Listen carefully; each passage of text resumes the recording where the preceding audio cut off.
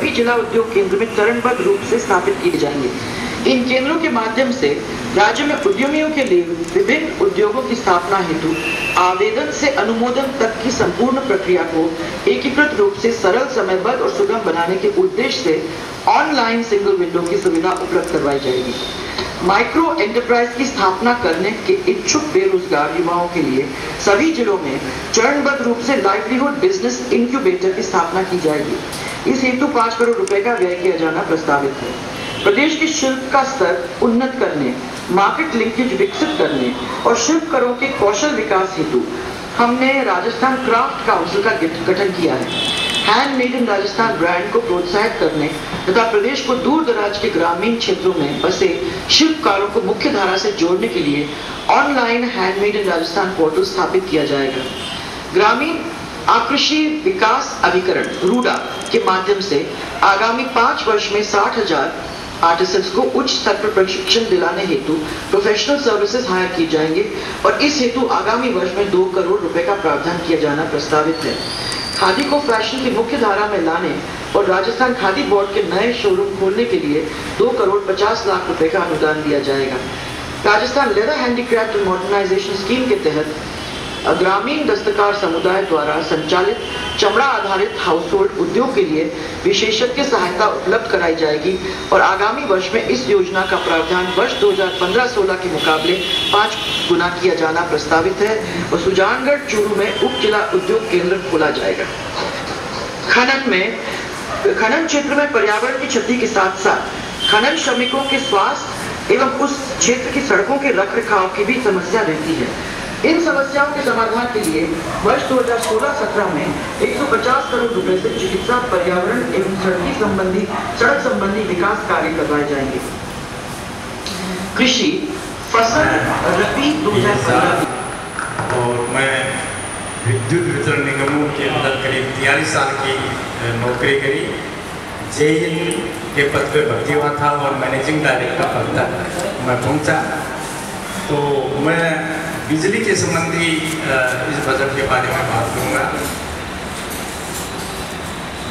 वसुंधरा जी बार ये कहती हैं कि बिजली निगम में बहुत ज़्यादा घाटा है, 90,000 करोड़ का घाटा है।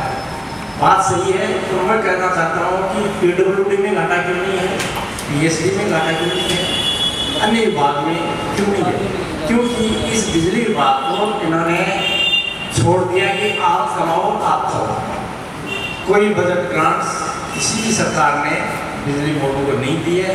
आज अगर हम एक 500 मेगावाट का पावर हाउस बढ़ाते हैं तो उसमें 3,000 करोड़ रुपए लगते हैं। आप एक 33 केवी का स्टेशन बढ़ाते हैं करीब 2 करोड़ रुपए लगते हैं। लाइसेंस में पैसा लगता है, सब जो इंफ्रास्ट्रक्चर डेवलप करके उसका पैसा लगता है। ये पैसा बिजली बोर्ड और बिजली निगम कहाँ से लाता है? बैंकों से लोन लेके लाता है, सरकार को इसमें देती नहीं। तो इस कारण ये घाटा है। अब सरकार ने कहा कि हमें 15-16 में 40,000 करोड़ और 16-17 में 20,000 करोड़ रुपए हम जो आपका कर्ज है उसमें से देंगे। पर तो ये चीज़ तो 2013 में फाइनेंशियल रिस्ट्रक्चरिंग प्लान बनाया था, उसके अंदर ये आ गई थी और इस सरकार ने आते हुए उनको बंद कर दिया और अब दोबारा चालू करके वो योजना, पहले FRB नाम था, अब उदय योजना उसको नाम दे दिया। कोई इसमें नाम चेंज जो ये सरकार करती है, हर चीज़ का नाम चेंज होती है, इसलिए उन्होंने नाम चेंज। जनरेशन की बात करता हूँ मैं, तो इसलिए कांग्रेस सरकार ने 7,300 मेगावाट के पावर हाउस सैंक्शन किए थे। इस सरकार ने थर्मल का 1 मेगावाट भी पावर हाउस सैंक्शन नहीं किया। सोलर के अंदर जरूर उन्होंने MOU किए हैं, परंतु अभी उन पर काम चालू नहीं हुआ। जो ये कह रहे हैं कि हमने करीब 4,000 मेगावाट नया जनरेशन कर लिया है, ये सारे पावर हाउस पिछली सरकार के सैंक्शन थे और चालू के अंदर थे, पाइपलाइन के अंदर थे। इसमें 1100 मेगावाट तो कमीशन भी हो चुके हैं। रोबोट हर क्षेत्र में तेजी से आगे बढ़ रहे हैं। केवल कॉमर्शियल ऑपरेशन निकले जैसा नहीं हुआ था। इसी तरह क्षमा चाहूँगा, अपने को क्या, क्योंकि सबको सुनना है और सभी अपने अपने क्षेत्रों में बहुत अकल रखते हैं। मैं माफी चाहूँगा, तो मतलब संक्षेप में अपनी बात करें। मैं बहुत ही आदर और एहतराम के साथ इसको संक्षेप में ये कहूँगा, इस पूरे बजट को मैं परचूनी बजट कहना चाहूँगा, क्योंकि इसमें छोटी छोटी बातें समावेश की गई हैं। बड़ी बात, बड़ा इंफ्रास्ट्रक्चर डेवलपमेंट के लिए कुछ नहीं किया गया है। कृषि क्षेत्र को बिल्कुल इग्नोर कर दिया है। हमारे कृषक जो आत्महत्या कर रहे हैं उनको कुछ नहीं दिया गया है, नहीं कहना चाहूँगा। नहीं, जबकि माननीय मुख्यमंत्री महोदय ने अभी आपने सुना कि पूर्ववर्ती जो सरकार थी उन्होंने जो कुछ बिजली कंपनियों पे जो कर्जा छोड़ दिया था उसको उन्होंने टेक ओवर किया है, और इस योजना में इस वर्ष 2016-17 के बजट में उसके लिए 60 करोड़ का प्रावधान अलग से किया है। उस बारे में कुछ कहना चाहिए? ये योजना पिछली सरकार ने 2013 में FRP के नाम से कर दी थी, और उसको इन्होंने इस सरकार ने बंद कर दिया। उस समय इस योजना का नाम FRP था, और उसी का नाम को उदय योजना कर दिया। इसमें कोई कुछ नहीं किया। वो भी सरकार दे रही थी, ये भी सरकार दे रही है कि कोई बजट ग्रांट तो नहीं है, तो जो कर्जा हो गया उसके लिए सरकार को देना है, दे रही है। ठीक है। अब आगे इसमें ये है कि आगे जो कर्जा बढ़ेगा, आगे जो घाटा होगा उसका क्या होगा, उसका कोई इसमें विवरण नहीं है। तो पीछे के घाटे की बात है। अपना संक्षेप में पहले परिचय देंगे, और जैसा कि मुझे निवेदन ना करना पड़े अपनी बात आप बहुत संक्षेप में। मेरा नाम धर्मेंद्र घाला है, मैं किसान कांग्रेस का अध्यक्ष हूँ।